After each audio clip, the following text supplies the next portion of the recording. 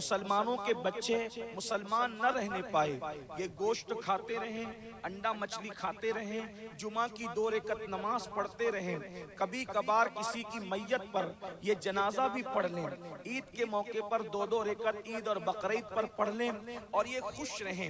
इनके अंदर से दीन छीन लिया जाए, इनका ईमान छीन लिया जाए, इनका अकीदा छीन लिया जाए और हालत ये हो कि मुसलमानों के अंदर खुद इनके मजहब से बेजारी हो, इनके दीन से बेजारी हो।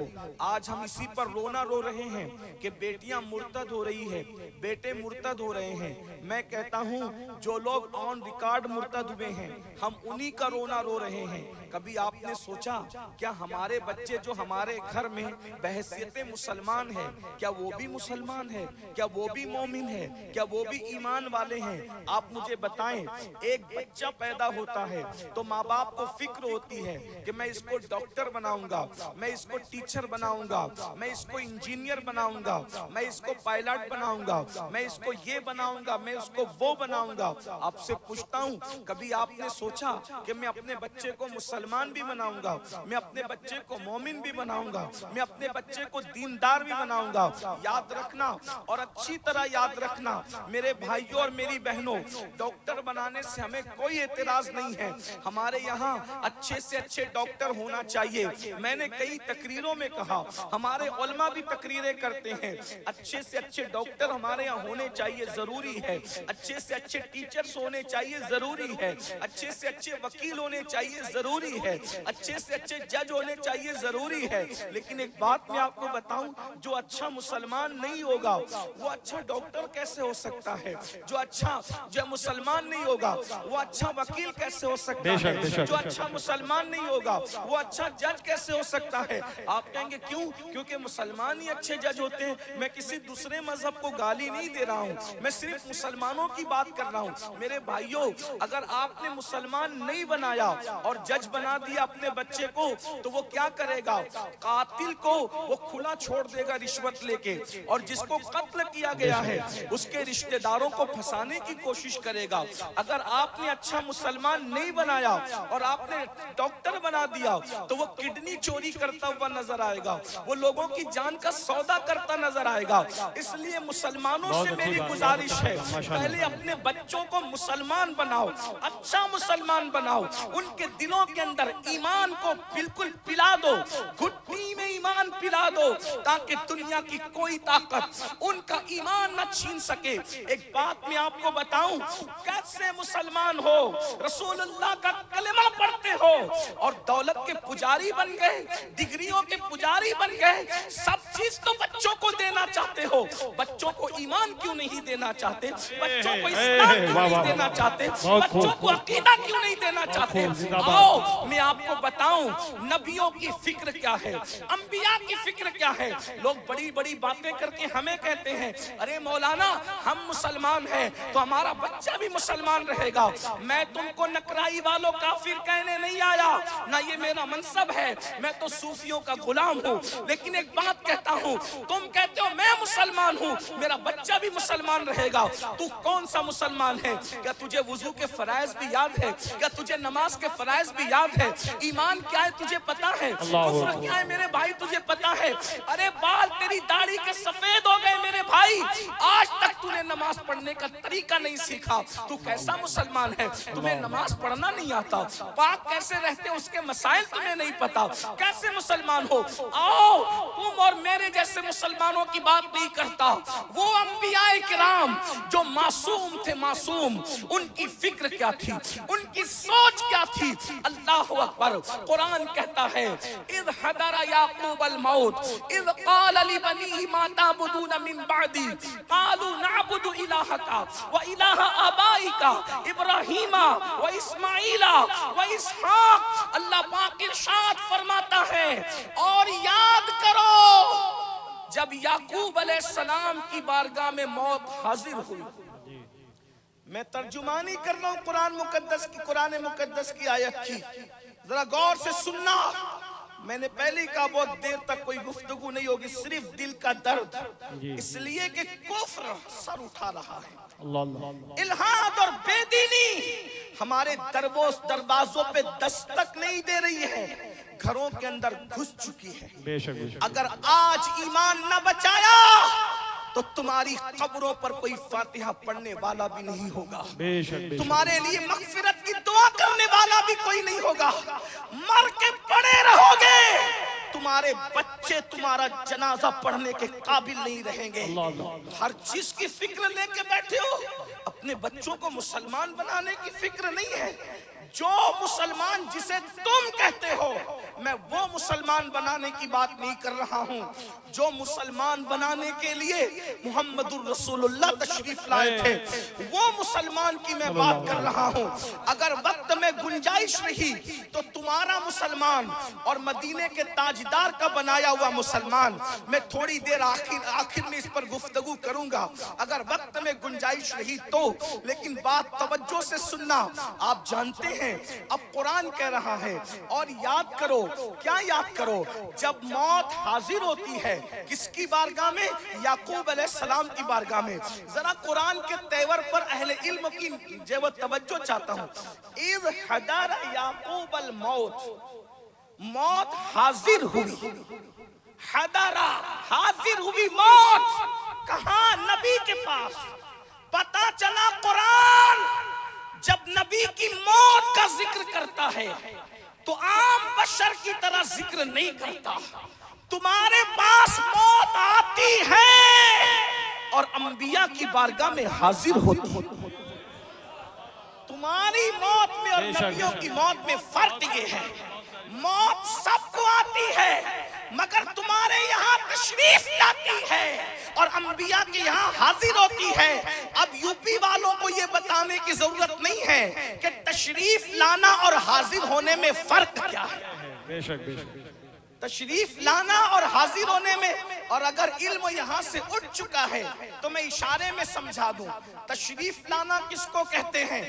कोई बड़ा आएगा तो वो कहेगा कि तशरीफ ला रहे हैं, और कोई छोटा आएगा तो क्या कहेंगे कि हाजिर हो रहे हैं। हाजिर होने वाला नियाज़मंदी से हाजिर होता है, कोई तशरीफ नहीं लाता। मिसाल के तौर पर कोई बड़ा, मिसाल के तौर पे पीर साहब आए, पीर साहब तशरीफ लाए और मैं अजमेर शरीफ गया तो मैंने अजमेर शरीफ में हाजिरी दी। वाह वाह वाह वाह, सुभान अल्लाह, सुभान अल्लाह, सुभान अल्लाह। अब कुरान कह रहा है, मुल्ला नहीं अल्लाह कह रहा है, इज़ हदरा याकूब अल मौत, मौत हाजिर हुई। पता चला नबियों की बारगाह वो बारगाह है, मौत का फरिश्ता भी जाता है तो अदब के साथ जाता है। मौत का फरिश्ता भी, मौत का फरिश्ता भी जाता है तो अदब के साथ जाता है। तवज्जो फरमाए, इससे पता चला कि हम अहले सुन्नत का अकीदा शैतानी अकीदा नहीं बल्कि कुरानी अकीदा है। सुभान अल्लाह, सुभान अल्लाह। इसीलिए हम कहते हैं, और हमारे इमाम ने कहा, क्या कहा, बड़ी शान से कहा, अंबिया को भी अजल आनी है, अंबिया को भी अजल आनी है, ऐसी आनी के फकत आनी है। अंबिया को भी अजल आनी है, ऐसी आनी के फकत आनी है। फिर वही मौत के बाद उनकी हयात मिस्ले साबिक वही जिस्मानी है। खुलासा क्या निकला? तू जिंदा है वल्लाह, तू जिंदा है वल्लाह, मेरे चश्मे आलम से छुप जाने वाले। नारे तकबीर, नारे रिसालत, अज़मते मुस्तफा, रिफाते मुस्तफा, खानदाने मुस्तफा, नारे हैदरी। अब अल्लाहु अकबर। मेरा इस वक्त उन्वान हयातुन नबी नहीं, मैं थोड़ी दूर से चल रहा हूँ, लेकिन तवज्जो फरमाएं। इज़ हदरा याकूब अल मौत इज़ क़ाल लिबनी मा ताबुदून मिन बादी क़ालू नअबुदु इलाहका व इलाह आबाइका इब्राहीमा व इस्माईला व इसहाक। अल्लाह पाक इरशाद फरमाता है, आयत पाक का मफहूम है कि जब याकूब अलैहिस्सलाम दुनिया से तशरीफ ले जाने लगे, जब याकूब अलैहिस्सलाम दुनिया से तशरीफ ले जाने लगे और उनकी बारगाह में मौत ने हाजिरी दी, मौत हाजिर हुई तो उस वक्त तो याकूब अलैहिस्सलाम को फिक्र क्या थी? अब जरा तवज्जो करना, रोटी कपड़ा मकान की फिक्र करने वालों, रोटी तो कुत्तों को भी मिल जाती है, कपड़े तो अल्लाह अकबर भिखारियों को भी मिल जाते हैं, और छत तो आज नौकरों को भी मिल जाती है। अरे नंगे भूखे और जलील कौमों के लोग बड़ी बड़ी इमारतों में रह रहे हैं। आज मकान की वो अहमियत नहीं रह गई है, आज कपड़े की वो अहमियत नहीं रह गई है। लेकिन याद रखना, रोटी कपड़ा मकान सिर्फ अपना मकसद नहीं है, बल्कि अपना मकसद उससे बढ़कर है। सितारों के आगे जहां और भी है, अभी इश्क के इम्तिहान और भी है। तू शाही है, परवाज है काम तेरा, तेरे सामने आसमां और भी है। अल्लाह के बंदो मुसलमानों याद रखो, याकूब अलैहिस्सलाम को फिक्र क्या थी? रोटी कपड़ा मकान की फिक्र नहीं थी। याकूब अलैहिस्सलाम को फिक्र हुई कि मेरे बाद मेरे बच्चे मोमिन रहेंगे या न रहेंगे, दीन पे रहेंगे या न रहेंगे, इस्लाम पर रहेंगे या न रहेंगे। तो याकूब अलैहिस्सलाम ने अपने बच्चों को जमा किया, अपने बेटों को जमा किया। याकूब अलैहिस्सलाम के कितने बेटे थे? अल्लाह अकबर, याकूब अलैहिस्सलाम के अल्लाह अकबर 10 से ज़ायद बेटे हैं, और सारे बेटों को जमा किया। ये याकूब अलैहिस्सलाम कौन है तुम्हें पता है? याकूब अलैहिस्सलाम नबी, उनके अब्बा इसाक अलैहिस्सलाम नबी, उनके दादा इब्राहिम अलैहिस्सलाम नबी। गौर फरमाए, नबी का बेटा नबी, नबी का पोता नबी, और उसके बाद फिर उनकी औलाद में भी यूसुफ अलैहिस्सलाम नबी, और नीचे नीचे अंबियाए किराम का एक सिलसिला है। जरा गौर करो, नबी का बेटा नबी का पोता दुनिया से जाते हुए फिक्र क्या कर रहे हैं कि मेरे बच्चे मेरे बाद मुसलमान रहेंगे कि नहीं रहेंगे, मेरे बच्चे मेरे बाद मोमिन रहेंगे कि नहीं रहेंगे। बताओ, ये नबियों की फिक्र है। मरते वक्त हमें तो दुकान मकान खेत खलियान याद आते हैं। अल्लाह अकबर। और फिर आपने लोगों से पूछा, माता बुदूना मिन बादी, मेरे बाद तुम किसकी इबादत करोगे?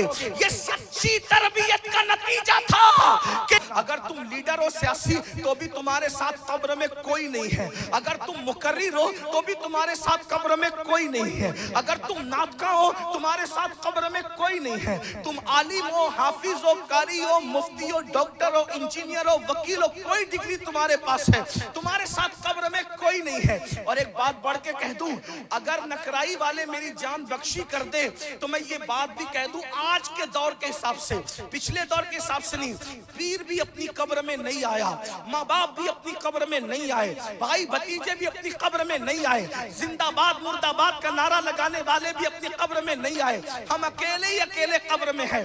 बड़ी माजरत के साथ अर्ज कर दूं, इसलिए मैंने पीर का तस्करा कर लिया। मेरे अजीज, जो पीर खुद नमाज नहीं पढ़ता वो तेरी कब्र में क्या आएगा?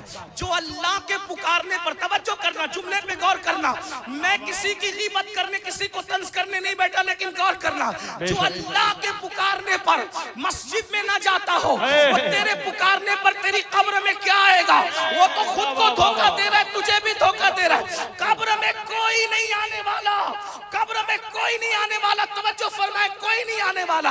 उस वक्त का तसव्वुर करो, अंधेरा है, तारीकी है, पसीना है, गर्मी है, रोशनी नहीं है, लाइट नहीं है, नीचे मिट्टी, ऊपर मिट्टी, दाएं मिट्टी, बाएं मिट्टी, आगे मिट्टी, पीछे मिट्टी, मिट्टी मिट्टी, सिर्फ मिट्टी है और कुछ नहीं है। उस वक्त जरा तवज्जो करो, तसव्वुर करो, आपने अपने बच्चे को सब कुछ बनाया, क्या अपने बच्चे को मोमिन भी बनाया था, दीनदार भी बनाया था, इस्लाम भी दिया था? इस्लाम की अहमियत क्यों नहीं है? जरा सोचो, उस कब्र में सोचो, अपने बच्चे को नमाज नहीं का दर्स नहीं दिया था, खुद की नमाज छूटती थी, कब्र का तसव्वुर करके सोचो, कभी तुम्हारे माथे पर कोई शिकन आया कि यार मेरी नमाज छूट गई? मेरे भाई, आज का मुसलमान कितना दौलत का पुजारी हो गया है, अल्लाह को खुदा मानने की बात करता है, और किस किस को खुदा मान रहा है मुझे नहीं पता।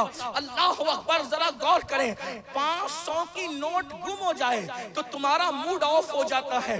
फजर की नमाज पूरी जिंदगी नहीं पढ़ते, कभी अफसोस हुआ, नमाजें छूटी कभी अफसोस हुआ, ज़कात नहीं दी कभी अफसोस हुआ, हज नहीं कर रहे हो कभी अफसोस हुआ, रमजान शरीफ के रोजे छूटे कभी अफसोस हुआ। ये दीन की अहमियत क्यों नहीं है? अल्लाह अकबर। अगर बकरी गुम हो जाए तो तुम्हारी आंखों में आंसू आते हैं, मेरी बकरी गुम हो गई, नमाज गुम हुई तो कभी रोए हो? अल्लाह अकबर।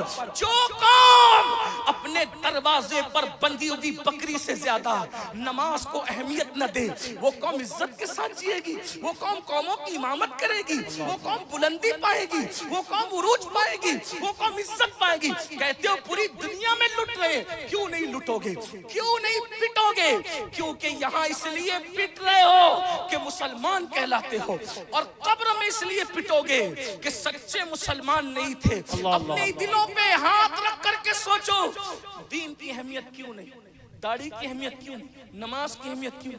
इमाम हुसैन का जिक्र करते हो, इमाम हुसैन ने तो सब लुटाया, सब लुटाया, सब लुटाया। एक बात कहूं, हुसैन ऐसे लुटाने वाले का नाम है, इमाम हुसैन ऐसे लुटाने वाली हस्ती का नाम है। यार लोग सब लुटाते हैं फिर भी वतन की निस्बत बाकी रखते हैं, सब लुटाते हैं फिर भी वतन की निस्बत बाकी रखते हैं। मतलब क्या? पूरी जिंदगी बरतानिया में रहा लेकिन कहला रहा है लखनवी, बरतानिया में बूढ़ा हो गया रहते रहते और क्या कहला रहा है? लखनवी। मुंबई में रहते हुए पूरी जिंदगी गुजर गई, रामपुरी कहला रहा है। क्या कहला रहा है? इंदौरी कहला रहा है। यानी वतन छोड़कर भी वतन की निस्बत आदमी रखता है, इतनी निस्बत तो रखता है। अरे हुसैन किस लुटाने वाली हस्ती का नाम है? पैदा हुए मदीने मुनव्वरा में, बड़े हुए मदीने मुनव्वरा में, मनाना मदीने मुनव्वरा में, अम्मी मदीने मुनव्वरा में, भैया मदीने मुनव्वरा में, सब कुछ मदीने में है। मगर हुसैन को आज कोई मदनी नहीं कहता, हुसैन पाक को आज लोग करबला वाला हुसैन कहते हैं। तकबीर, नारे रिसालत, लब्बैक या हुसैन, लब्बैक या हुसैन। तालीमी बेदारी कॉन्फ्रेंस हुजूर सैयद अमीनुल कादरी साहब किबला, सरजमीने नकराही सुल्तानपुर। मदीने वाले कहलाते थे, अब है करबला वाले। मदीने वाले कहलाते थे, अब है कर।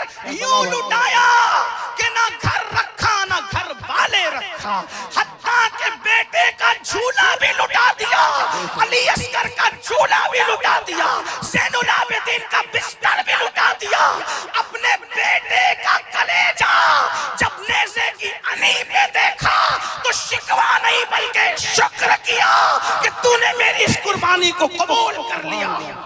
गौर फरमाए, तवज्जो। दीन की अहमियत क्यों? इमाम ने सब लुटाया लेकिन कुछ याद ना आया। आखिरी में क्या याद आया? नमाज का वक्त हो गया है, सजदा तो कर लूं। हमें दीन की अहमियत क्यों नहीं? बड़ी माजरत के साथ एक जुमला कहना चाहता हूं। इमाम हुसैन को दीन की अहमियत इसलिए थी कि उनके नाना ने ताइफ में पत्थर खाए थे, तब दीन हम तक पहुंचा। उनके बाबा ने बड़ी जंगें लड़ी थी, उनके भाई को इसी दीन के लिए जहर पिलाया गया था, बल्कि जहर में हीरा पीस कर पिलाया गया था। और 40 दिन तक के टुकड़े आंतों के कट कट के इमाम हसन के गिरे थे। सहाबा को दीन की अहमियत का पता इसलिए था कि उनको दीन सस्ते में नहीं मिल गया था, मुफ्त में नहीं मिल गया था। उन्होंने मक्का जैसा वतन छोड़ा था, दीन मिला था। उन्होंने कुर्बानियां दी थी, दीन मिला था। बस इतना कहना चाहता हूं, उन लोगों को दीन की अहमियत इसलिए थी कि उन्होंने दीन के लिए कुर्बानी दी थी। आज हमें दीन की अहमियत इसलिए नहीं है कि मुसलमान बाप के घर में पैदा हुए, हम भी मुसलमान, मुसलमान माँ का दूध पिया, हम भी मुसलमान। मैं कोई कोसने नहीं आया, लेकिन इतना जरूर कहता हूँ, ऐ मुसलमानों, बकरी गुम हो जाने पर टेंशन में आने वालों, 500 की नोट गुम हो जाने पर रोने वालों, कार का एक्सीडेंट हो जाने पर सदमा करने वालों, नमाज रोजा छूटने पर तुम्हें कोई अफसोस नहीं होता, तो मतलब यही है ना, दीन का दर्द आपको इसलिए नहीं है कि आपको दीन की खातिर किसी का कलेजा नहीं चबवाना पड़ा। अगर आप भी अपने दीन को पाने के लिए अपने चच्चा का कलेजा चबवाते, कच्चा कलेजा, तो आपको दीन की अहमियत पता चलती। अगर आप भी 18 साल के बेटे की शहादत के वक्त उसके दिल का टुकड़ा नेज़े की अनी पर देखते, तो आपको दीन की अहमियत पता चलती। दीन के लिए अगर तुम्हारी औरतों के दुपट्टे लूटे जाते तो तुम्हें दीन की अहमियत पता चलती। वतन से तुमको अल्लाह के दीन के लिए निकाला जाता तो तुम्हें दीन की अहमियत पता चलती। बिलाल हबशी की तरह तपते हुए रेत पर तुम्हें लिटाकर सीने पर चट्टान रखकर तुम्हें चाबुक से मारा जाता तो तुम्हें दीन की अहमियत पता चलती। दीन मुफ्त में मिल गया ना, ये दीन आप कमाई नहीं है, ये दीन बाप कमाई है, बाप कमाई। इसलिए तुम्हें दीन की अहमियत नहीं पता। किसी बड़े मुफक्किर ने अपनी किताब में लिखा था कि एक मर्तबा बेटे को बड़े नाज से पाला अपने बाप ने, उसके अपने बाप ने नाजों से पाला। बेटा जवान हो गया तो जवान होने के बाद बाप ने कहा, बेटा मैंने तुझे बहुत नाजों से पाला, अब तू जवान हो गया है, एक काम कर बेटा, काम धाम कर। इसलिए कि जवान बेटा काम ना करेगा तो फिर कौन काम करेगा। माँ के पास बेटा रोते हुए आया और आने के बाद कहने लगा, अम्मी बाबा ने काम के लिए कहा है। अच्छा बेटा काम के लिए कहा है? मेरे लाल मैंने तेरे बाबा ने जो खर्चा दिया था थोड़े थोड़े पैसे निकाल के जमा पूंजी के तौर पे किसी वक्त काम आएगा इसलिए रखा था। एक काम कर मेरे बच्चे, तेरे बाबा काम के लिए कहते हैं, तूने तो कोई काम सीखा ही नहीं, तुझे तो कोई काम आता ही नहीं। एक काम कर, रोजाना एक सिक्का लेके जाया कर, सुबह से शाम तक घूम के आ जाया कर। जब तू सुबह से शाम तक के घूम के आएगा और अपने अब्बा को कह दिया कर, अब्बा मैं कमा करके लाया हूँ, सिक्का दे दिया कर, तेरा बाबा खुश हो जाएगा। और मजे किया कर, बाग में बैठ जाया कर, दोस्तों के साथ घूम लिया कर। माँ तो माँ होती है, माँ की ममता ने बेटे को ये सिखा दिया। बेटा सुबह निकला, एक सिक्का लिया, वो दोस्तों के साथ घूमता रहा, बाग में टाइम पास करता रहा। शाम को आया, बाबा मैं ये पैसे लाया हूँ, ये लीजिए। बाप बड़ा होशियार था क्योंकि बाप बेटे को बाप से ज्यादा कौन पहचान सकता है। बाप ने बेटे का चेहरा देखा, उसका लिबास देखा कि जो वो लिबास बिगड़ा भी नहीं, मैला भी नहीं हुआ और पैसे कमा के लाया मेरा बेटा। बाप ने कहा कहाँ है पैसे, ये लीजिए अब्बा। बाप ने हाथ भी नहीं लगाया, कहा बेटा अपने घर में जो कुआं है ना उस कुआं में ये सिक्का डाल दे। उसने डाल दिया। दूसरे दिन भी ऐसे ही हुआ, तीसरे दिन भी ऐसे ही हुआ, रोज रोज होता रहा। कहते हैं कि खर्च करते करते तो दरिया का पानी भी खत्म हो जाता है। माँ की जमा पूंजी कब तक रह सकती थी। माँ ने बेटे को बिलाया, सर पे हाथ फिराया और हाथ फिरा के कहती है, बेटा जितना जमा था तेरी मोहब्बत में सब खर्च हो गया, अब तुझे कल से काम पे जाना पड़ेगा, कल से तुझे कमाने जाना पड़ेगा। अच्छा माँ जाना पड़ेगा, अब तो है कुछ नहीं, अगर नहीं कमा के लाएगा तो सारी पोल खुल जाएगी कि सब चक्कर क्या था। बेटा सुबह को निकला, जगह जगह पे दर दर भटकता रहा, काम है, मजदूरी है। सबका आखिरकार दिन गुजरता रहा। दोपहर के वक्त किसी ने काम दिया। जब मेहनत की पहली मर्तबा सर का पसीना पैर तक आया, तब कहीं जाकर के शाम को एक सिक्का हाथ में मिला। बड़ा थका मांदा मैले कपड़े लेके आया, अब्बा बहुत मेहनत से कमाया है, बेटा जैसे रोजाना कुएं में डालते थे आज भी डाल दो। भाई बेटे ने मुट्ठी बंद कर ली, कहा नहीं अब्बा, नहीं अब्बा आज नहीं डालूंगा। क्यों बेटा, रोज तो डालते थे ना, आज क्यों नहीं? तो बेटे ने रोते हुए कहा, बाबा आज पता चला है कि एक सिक्का कमाने के लिए कितनी मेहनत उठानी पड़ती है, कितनी मशक्कत उठानी पड़ती है बाबा। वो जितना मैंने कुएं में डाला था वो बाप कमाई थी, और ये जो मेरा सिक्का है ना ये आप कमाई है। मुझे पता चला पैसा कितना कीमती होता है बाबा। बस आज मुसलमानों को घंटों नमाज पे तकरीर सुन के जो नहीं सुधरते ना, जुआ खेलने से नहीं सुधरते ना, हराम खाने से नहीं सुधरते ना, औरतों से नाजायज ताल्लुकात करने से नहीं सुधरते ना, गंदी फिल्में देखने से नहीं सुधरते ना, ये दीन बाप कमाई है, बाप आप कमाई नहीं है। अगर तुम्हें भी इमाम हुसैन की तरह मासूम अली असगर का लाशा तड़पते हुए देखना पड़ता तो आज नमाज पे मौलाना को तकरीर करने की जरूरत न पड़ती। अगर तुम्हारी बेटी भी 7 साल की बच्ची सकीना की तरह चेहरे पे तमाचे खाती और उसके कान की बालियां नोची जाती तो आज तुम्हें दीन की अहमियत पता होती। नमाज के वक्त में तुम गेम नहीं खेलते मेरे भाई, औरतों के साथ हराम ताल्लुकात नहीं कायम करते। जहन्नम का अजाब सुनकर तुम हंसते नहीं क्यों? सबकी अहमियत है, दीन की अहमियत भी, हत्ता तो ये कि तुम लोगों को इलेक्शन की भी अहमियत है, दीन की अहमियत। इलेक्शन आता है तो 6 महीने पहले से कूदते हो, इलेक्शन आ रहा है तैयारी करो।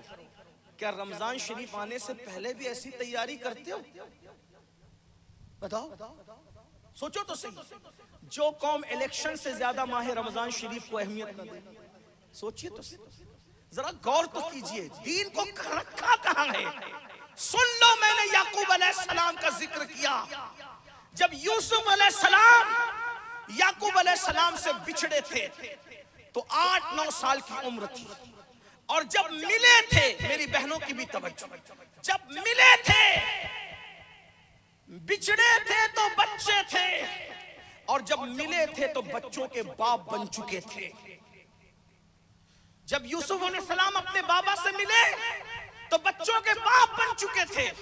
यहूदा जो यूसुफ अलैहिस्सलाम के बड़े भाई थे, उन्होंने कहा अब्बा को भेड़िया के खाने की खबर कि यूसुफ को भेड़िया खा गया, मैंने पहुंचाकर दुख दिया था, तो यूसुफ मिल गए हैं, ये खुशी की खबर भी मैं अब्बा को पहुंचाऊंगा। और फिर हजरत यहूदा आए, और आने के बाद का बाबा बाबा मुबारक हो, मुबारक हो, मुबारक हो, यूसुफ मिल गए, जिंदा है और बादशाह है, बादशाह आपके बेटे। हजरत याकूब अलैहिस्सलाम 50 साल से बेटे की मोहब्बत में रो रहे थे, लेकिन जब बेटा मिल गया तो खुश नहीं हुए। यहूदा ने कहा आपका बेटा यूसुफ जिंदा है, बादशाह है। तो याकूब अलैहिस्सलाम ने गुस्से से यहूदा को कहा, ओ यहूदा चुप कर, मुंह बंद रख, क्या बकता है कि यूसुफ जिंदा है और वो बादशाह है? मुझे मालूम है जिंदा है, मगर याद रखना, तू कहता है बादशाह है मेरा यूसुफ, मुझे बादशाह होने पे खुशी नहीं है। पहले ये बता, 50 साल मुझसे दूर रहकर वो मुसलमान है या काफिर हो गया है? अल्लाह, ये बता कि मुसलमान है या काफिर हो गया है। अगर मुसलमान है और भूखा है तो भी मेरे लिए फख्र की बात है, और अगर बादशाह बन के काफिर हो गया है तो मेरे लिए कोई खुशी की बात नहीं। बादशाह का बाप होना कोई फख्र की बात नहीं है, बल्कि मुसलमान का बाप होना ये फख्र की बात। अरे तकबीर, तब अरे रिसालत, पैगाम इस्लाम। तब हजरत यहूदा ने कहा था, बाबा आपका बेटा यूसुफ तो हमसे अच्छा मुसलमान। उनके नजदीक दीन की अहमियत ये थी। आज हमारे यहाँ दीन का है, घरों में दीन का है। भाइयों माजरत के साथ, आपके जलसों में भी अब दीन नहीं है, आपके जलसों में भी दीन नहीं है, आपकी मस्जिदों के अंदर जुमा के वक्त भी दीन नजर नहीं आता। क्यों? जुमा पढ़ने कौन से काफिर मुशरिक आते हैं, फिर मस्जिदों में चप्पल क्यों चोरी होती है जुमा के लिए? और तुम्हारी मस्जिदों में भी दीन नहीं। दीन कहाँ है? और दीन का ये बताओ। सब कुछ बन गए, कादरी बन गए, चिश्ती बन गए, नक्शबंदी बन गए, सहरवर्दी बन गए, रज़वी बने, अशरफी बने, मदारी बने, वारसी बने, अरे सब बने, मुसलमान भी बने। क्या बात, तुम सभी कुछ हो, तुम सभी कुछ हो, बताओ कि मुसलमान भी हो। आप कहेंगे मुसलमान कैसा होता है? अब मैं आपके सामने पेश कर दूं। तुम्हारा मुसलमान गोश्त, अंडा, मच्छी पता नहीं क्या क्या खाता और क्या क्या करता है। आओ रसूलुल्लाह वो मुसलमान बनाने नहीं आए थे। खड़े होके पेशाब करने वालों, हफ्ते हफ्ते भर तक नापाक घूमने वालों मेरे भाइयों, नरम नरम गद्दों पे लेटकर जिना की फिल्में देखने वालों मेरे भाइयों, अपनी सालियों के साथ, अपनी गली की बच्ची और औरतों के साथ पाप की नजरें डालने वाले मेरे भाइयों, माफ करना आप लोग ऐसे नहीं है, लेकिन तकरीर पूरी दुनिया में सुनी जाती है। तो मुखातब किसी को करके कहीं पैगाम पहुंचाना होता है। जलसे के लोग तो बड़े नेक है, बड़े शरीफ है, लेकिन मुखातब चूंकि आप हैं इसलिए बात करनी पड़ती है ताकि जहां की जरूरत है वहां पहुंचे। नशा करने वाले मेरे भाई, एमडी इस्तेमाल करने वाले मेरे भाई, शादी के मौके पे डीजे बजाकर रसूलुल्लाह का दिल दुखाने वाले मेरे भाई, मुहर्रमुल हराम के मौके पर सजा धजा कर अपनी बीवी को आशूरा के दिन पार्कों में और पता नहीं मेलों में घुमाने वाले मेरे भाई, मैं पूछता हूं, अगर 18 साल का तेरे घर का बेटा अली अकबर की तरह वो भी जब वो शहीद होता, तो तू ऐसी बीवी को मेकअप करके बाहर जाने की इजाजत देता? उलमा को कहते हो ये मौलवी क्या जाने, उलमा को धौंस देते हो, दादागिरी करते हो, अगर बोलेंगे तो ये करेंगे। आओ मैं बैठा हूं, क्या बात करना है मुझसे? इतना शौक है आशूरा के दिन सैयदा के लालों की शहादत पर बीवी को मेकअप करके घर से निकालने का। अल्लाह ना करे मैं तुझे बद्दुआ नहीं देता, ये दर्द तुझे महसूस नहीं होगा। अगर तेरा 18 साल का बेटा मरेगा तब तू बीवी को मेकअप करके बाहर निकलने की इजाजत देगा, तब समझेंगे कि तेरे अंदर कोई जुर्रत है। क्या तमाशा लगा, दीन को तमाशा बना रखा। सोचो मेरे भाइयों, मैं कोई गुस्से में नहीं कह रहा हूं, ये मेरे दिल का दीन कहां है? दीन जो दीन मुस्तफा जाने रहमत लेकर आए, आप कहेंगे वो दीन क्या था? वो सुनो, अब सुन लो वो दीन क्या था। एक मुसलमान के घर मेहमान आए, तवज्जो, एक मुसलमान के घर मेहमान आए, मेहमान की आमद पर उन्होंने बकरी ज़बा की। बकरी ज़बा की, बीवी से मशवरा किया, देखो मेहमानों की वजह से हम तो बकरी का गोश्त तो खा लेंगे, लेकिन बकरी के सर और पैर हम अपने पड़ोसी को भेज देते हैं ताकि वो लोग भी इसी बहाने बकरी खाएं। बकरी का सर और पैर पड़ोस में भेजा, मदीने शरीफ का बात है, हुजूर के दौर का। पड़ोसी के घर बकरी के सर और पैर भेजे, उस पड़ोसी ने कबूल किया, तोहफा कबूल करना सुन्नत है। उन्होंने अपनी बीवी से कहा, बेगम हम तो कभी ना कभी बकरी का गोश्त खाते ही है, हमसे ज्यादा जरूरत हमारे पड़ोसी को है, उसको दे देते हैं। उन्होंने पड़ोस में भेजा, उस पड़ोसी ने कहा हम भी कभी कभी खा लेते हैं, अपने से ज्यादा जरूरत हमारे बाजू वाले पड़ोसी को, हमसे ज्यादा गरीब वो है। ये मदीने शरीफ के मुसलमान थे जो हुजूर ने बनाए थे।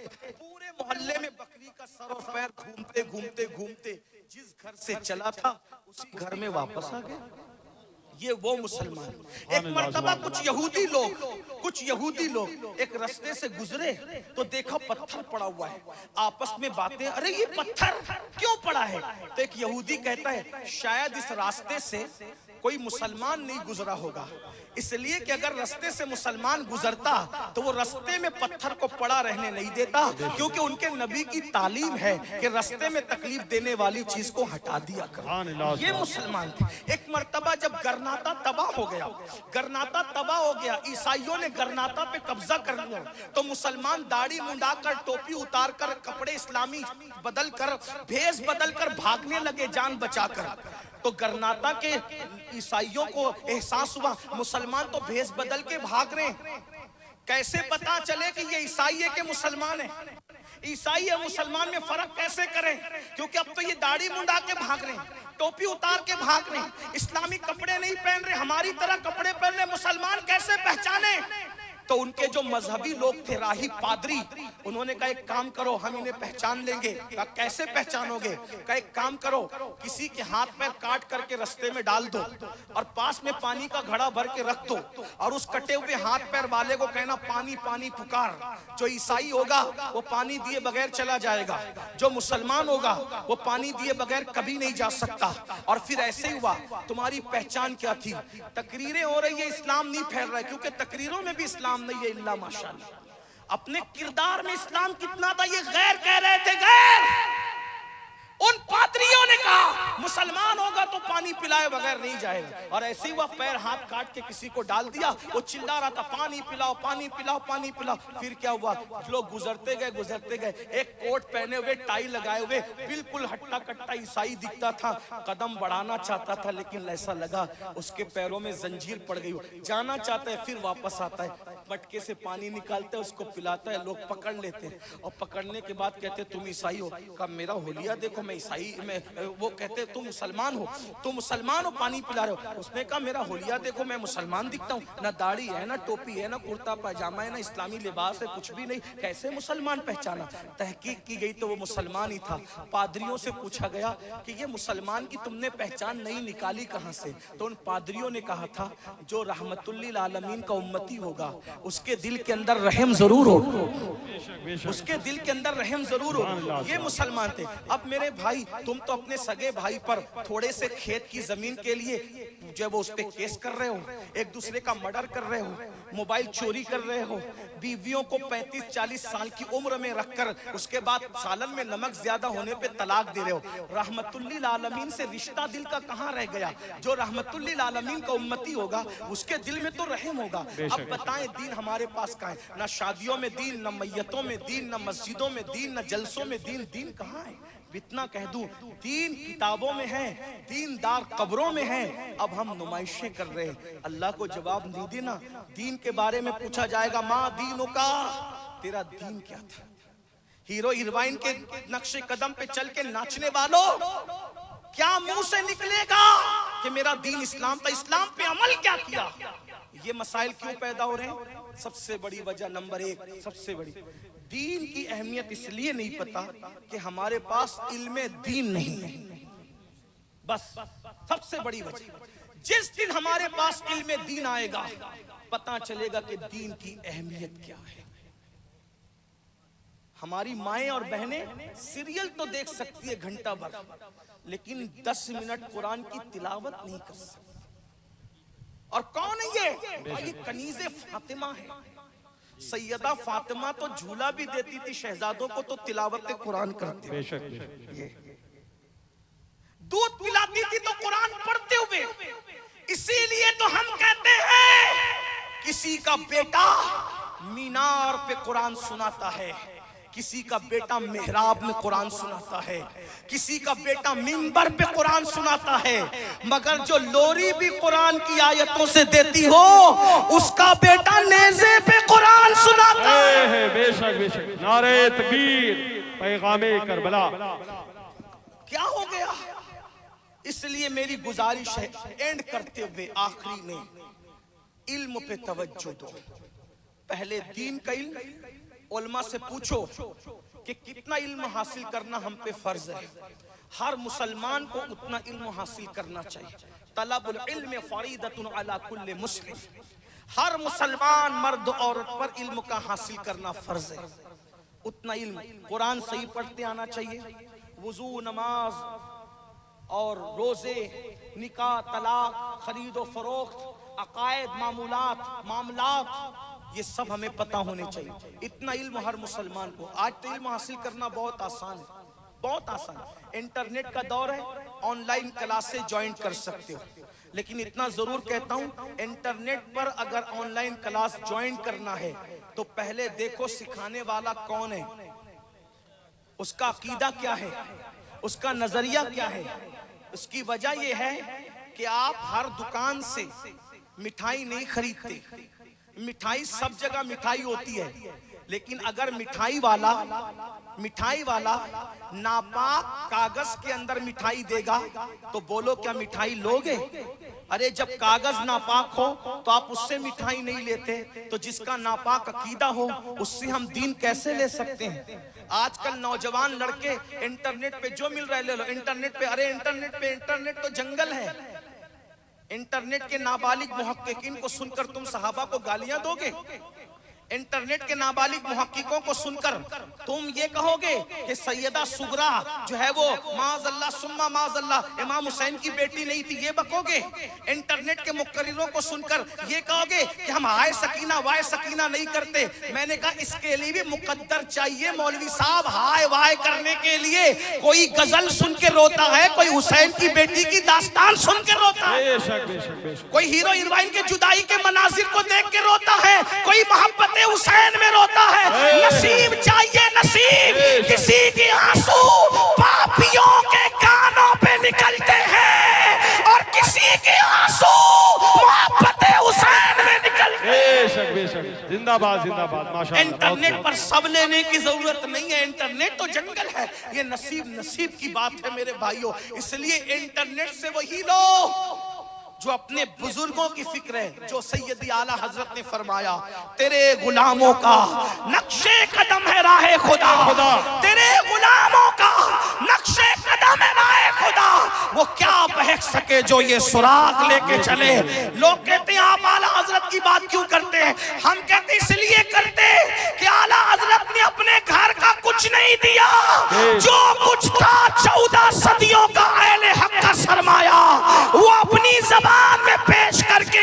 दिया, क्या दिया? वो कहते हैं उन्हें जाना, उन्हें माना, ना रखा गैर से काम, लिल्लाहिल हम्द। मैं दुनिया से मुसलमान, नारे रिसालत, फैज़ाने आला हजरत, मसलके आला हजरत। हम किसी इंटरनेट के मौलवी साहब के पाबंद नहीं है, हम बरेली के इमाम अहमद रजा के मसलक के बेशक बेशक बेशक, जिनका मसलक ये है ठोकरे खाते फिरोगे, उनके दर पे पड़ रहो, काफिला तो ए रजा अव्वल गया आखिर। इसलिए मेरी गुजारिश आपसे ये है, तो जिससे दीन ले रहे हो, तालीम ले रहे हो, उसका अकीदा देखो कि बुजुर्गों के अकीदे पर है कि नहीं है, और उसके बाद दूसरी चीज इल्म हासिल करो। और आखिरी बात, सिर्फ दीन का इल्म नहीं, दुनिया का इल्म भी हासिल करो, और बहुत हासिल करो। और अपने बच्चों को भी 10वीं 12वीं से उठाया मत करो।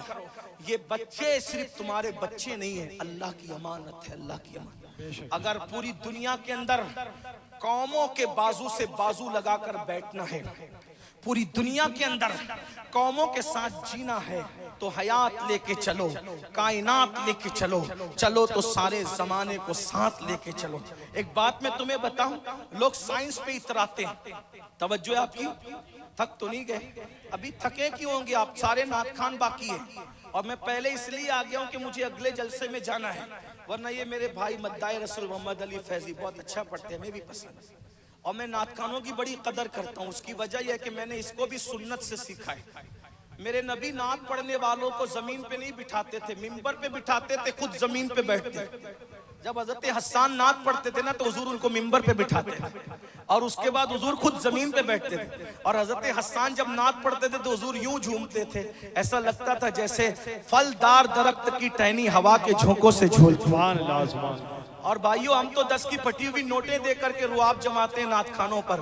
रसूलुल्लाह सबसे कीमती चीज उस वक्त जो हुजूर के पास होती थी, वो नात खानों को पेश फरमाते और दुआ करते थे, अल्लाहुम्मा अय्यदिल हस्सान बिरूहिल कुदुस, अल्लाहुम्मा अय्यदिल हस्सान बिरूहिल कुदुस। हस्सान जब तक नात पढ़ता रहे, अल्लाह जिब्रील के जरिए से तो उसकी मदद करता रहे। हम नात सुनते हैं, सुनाते हैं, अल्हम्दुलिल्लाह बहुत पसंद करते हैं, लेकिन मजबूरी है, जरा मैं आपका बात एंड कर रहा हूँ। मैंने इसलिए नात खानों की फजीलत बयान कर दी कि मेरे पीछे आना मत, मैं जाऊंगा तो सब बैठना।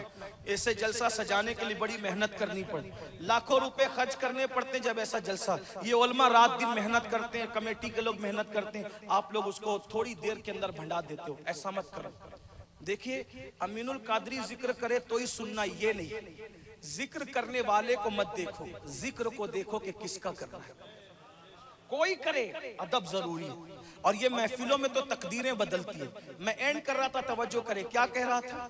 अपने बच्चों को 10वीं 12वीं पढ़ा के मत उठाओ, मेहनत करके पढ़ाओ, मेहनत करके पढ़ाओ, आगे पढ़ाओ। कम से कम हर बच्चा ग्रेजुएट होना चाहिए हमारा।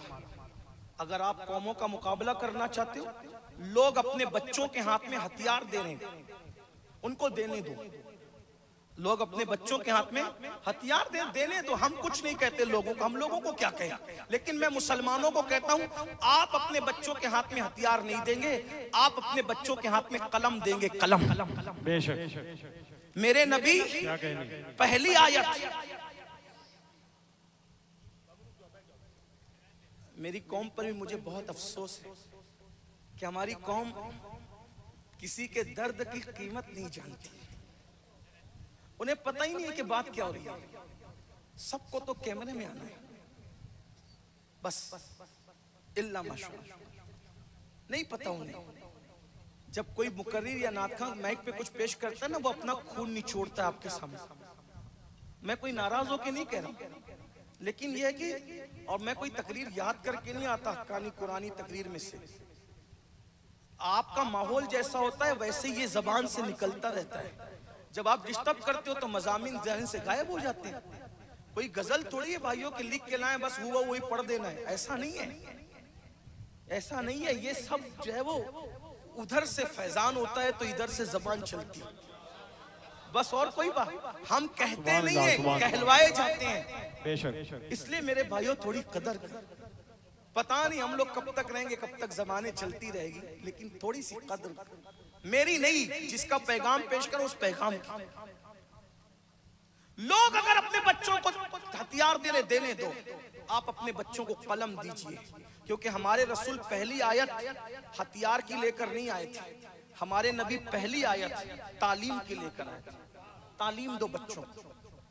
एक कौम इसी हिंदुस्तान में जिसको ना कुएं पे जाने की इजाजत थी, ना रस्तों पे चलने की इजाजत थी, वो लोग रस्तों पे चलते थे तो पीछे टाट बांध के चलते थे ताकि कदम का निशान भी मिट जाए। अगर उनके कदम का निशान भी मिलता था तो उनको मार डाला जाता था। उस कौम में एक आदमी पैदा हुआ, उसने कहा अगर लोगों के कांधे से कांधा मिला के जीना है तो इल्म हासिल करो। उसने अपनी कौम को इल्म दे दिया।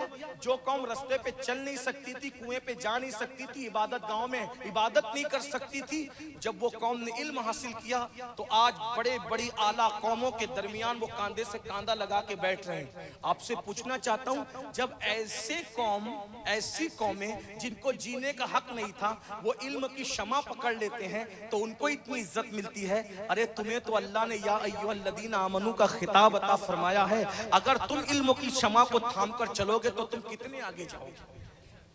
ये जो साइंस पे लोग इतराते हैं ना, साइंस पे, ये साइंस कनीज है इस्लाम की। पता नहीं लोग मेरी बात सुन के मुझे क्या कहेंगे, लेकिन एक मिसाल के जरिए समझाता हूं। ये जो साइंस के जाब्ते हैं ना, जाब्ते कहीं ना कहीं हमारे बुजुर्गों से लोगों ने चुराए। जो पढ़े लिखे लोग हैं उनकी तवज्जो चाहता हूं, जो पढ़े लिखे होंगे। देखो, आपने इल्मे सौतियात पढ़ा होगा। सौतियात थोड़ा मुश्किल हो गया। आवाज का इल्म पढ़ा होगा, साइंस में स्कूलों में पढ़ाया जाता है। 5वीं के बाद ही लोग पढ़ाना शुरू करते हैं।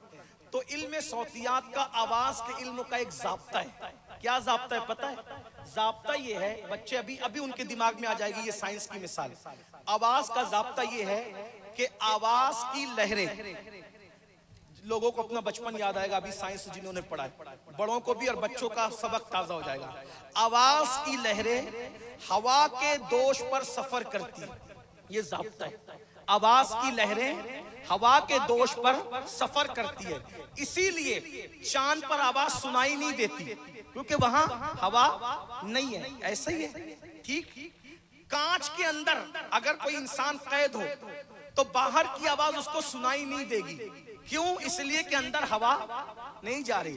हवा जब तक न हो आवाज वहां तक नहीं जाएगी। यही बात है, जाब्ता यही है। आवाज की लहरें कहां सफर करती है? हवा के दोष पर। अब ये जाब्ता है साइंस का। ये सबसे पहले किसने पेश किया बताऊं? लोग करबला को रस्म समझते हैं, ये साइंसी जाब्ता भी करबला ने सबसे पहले पेश किया है। ये साइंस का जाब्ता भी सबसे पहले किसने पेश किया है? करबला ने।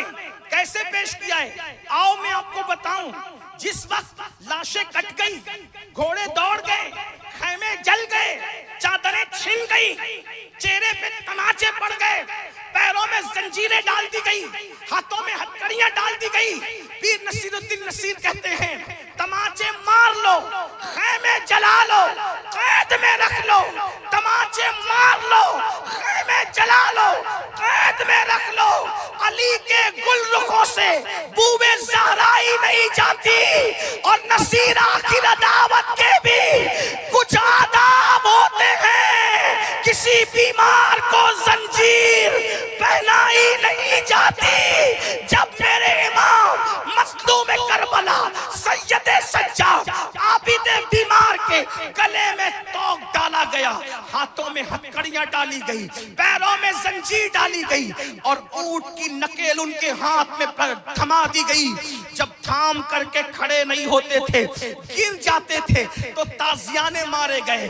उस वक्त इमाम ज़ैनुल आबिदीन ने दुख की घड़ी पर किसी को नहीं पुकारा, ना मातम किया, ना बाल नोचे, ना अल्लाहु अकबर आओ बुका किया, बल्कि क्या कहा? इन्नल तिया रिह सबा यौमन इला अर्दिल हरम बल्लिग सलामी रौदतन फीहा नबी जिल मोहतरम। इमाम करबला में है और क्या कहते हैं? ऐ हवा, ऐ हवा, ऐ हवा, अगर तेरा गुजर मदीने की तरफ हो तो मेरे नाना को मेरा सलाम पेश कर देना। कबूतरों को नहीं पुकारा, आसमान को नहीं पुकारा, चांद को नहीं पुकारा, सितारों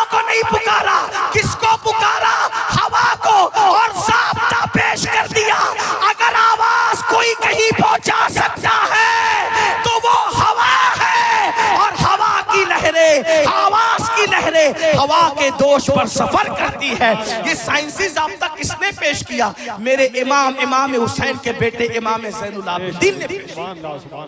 हम तो उसको कलाम समझ करके भूल गए, लेकिन उन्होंने ये साइंसी, हम पता नहीं किस अंदाज से पढ़ते हैं, लेकिन दुनिया इस अंदाज से भी पढ़ती है। तो याद रखिए, इल्म हासिल कर, साइंस, ज्योग्राफी। और एक बात बताऊं, बात एंड करते, ऐसा पढ़ो कि जो जज हो वही तरावी का इमाम भी हो।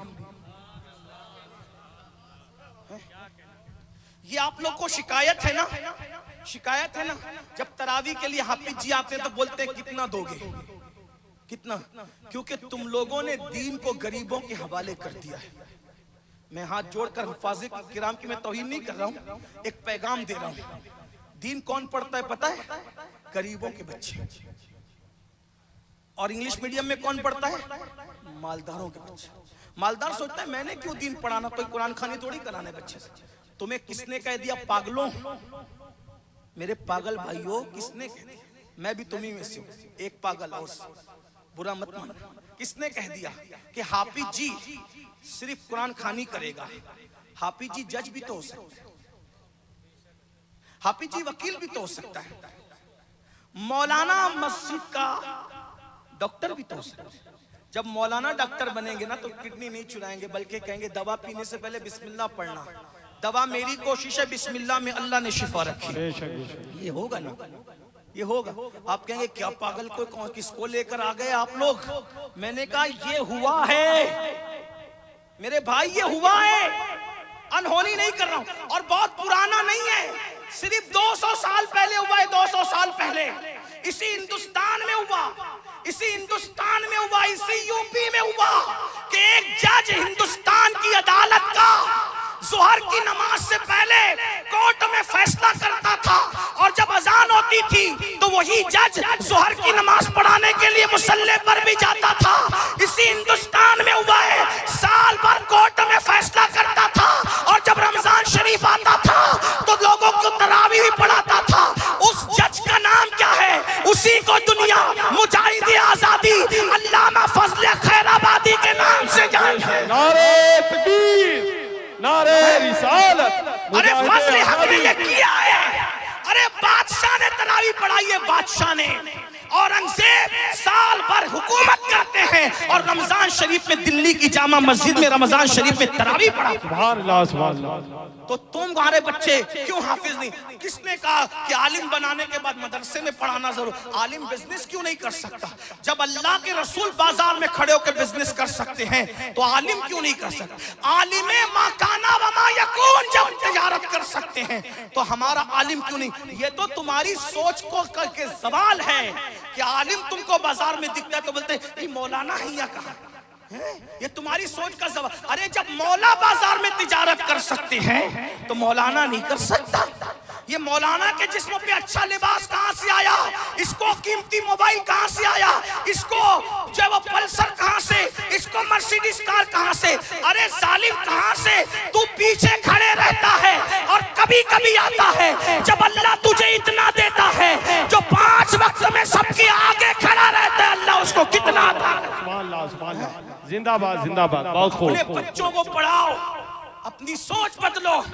हमारे बच्चे जब जज तरावी पढ़ाने आएगा तो मस्जिद के ट्रस्टियों से कहेगा जितना तुम नजराना देते हो ना तरावी में, उससे ज्यादा मैं ज़कात में बांट देता हूँ, मुझसे सौदा न करो। बेशक, सुभान अल्लाह।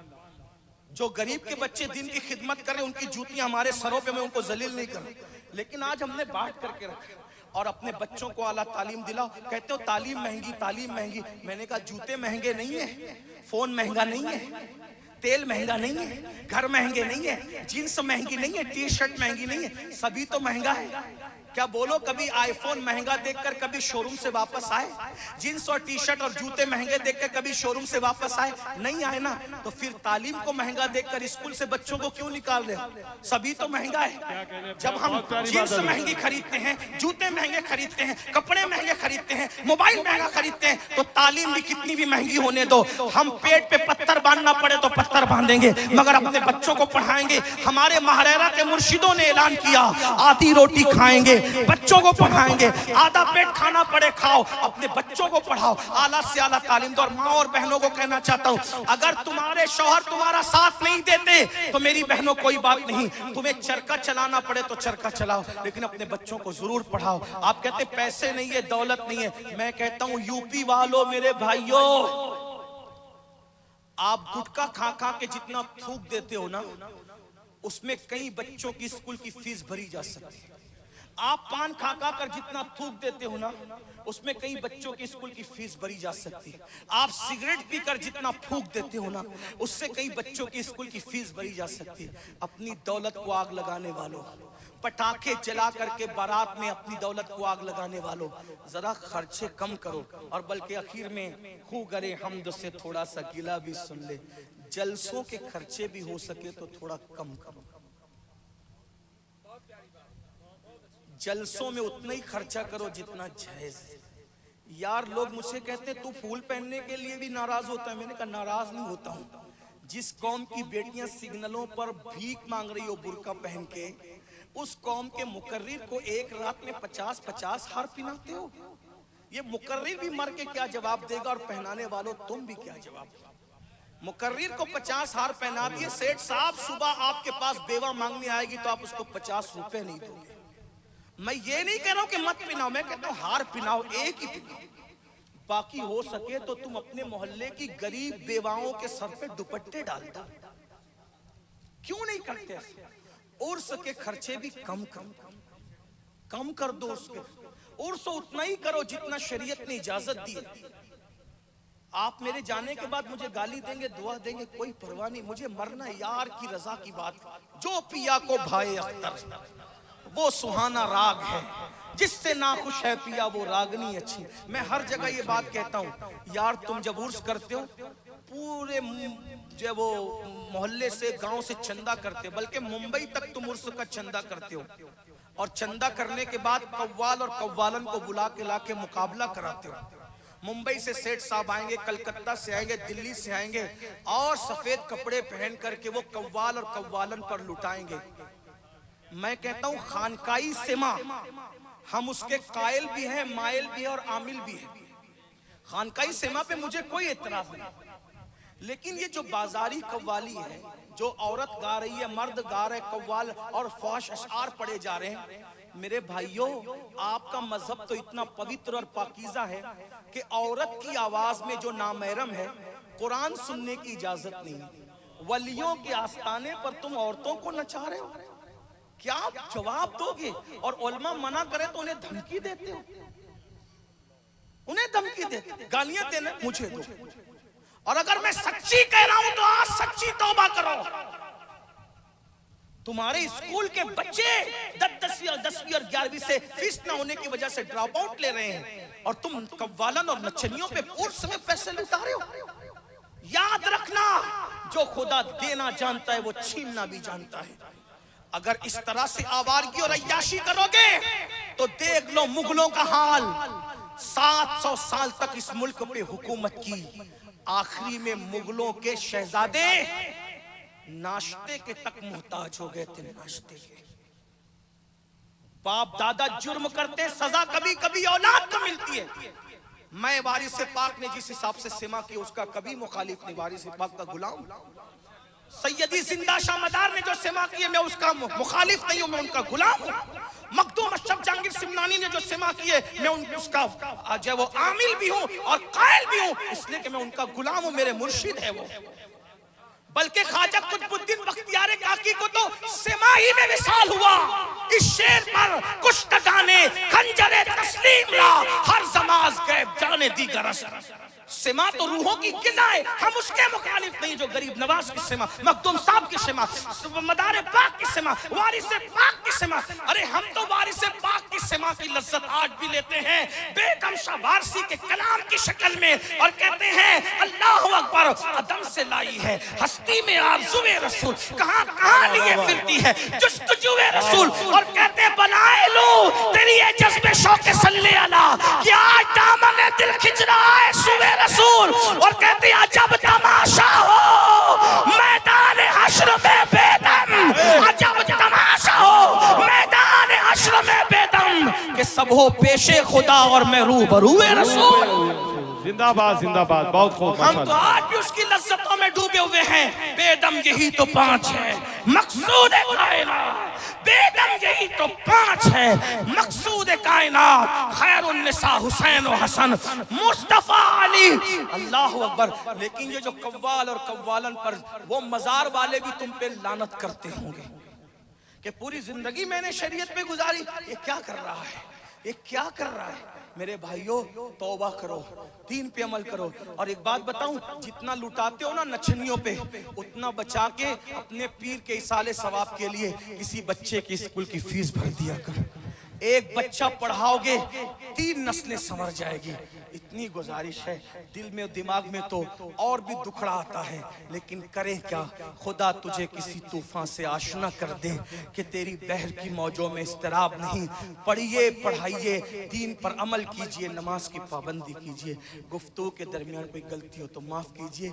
कुछ जुमले अगर तल्ख लग गए हों, आपका छोटा भाई हूँ, जो जिनकी उम्र मुझसे ज्यादा है, जिनकी कम है उनका बड़ा भाई हूँ, नहीं कुछ समझो तो आपका खादिम हूँ। आप खादिम समझ के मुझे माफ कर देना, लेकिन मेरी बात पे अमल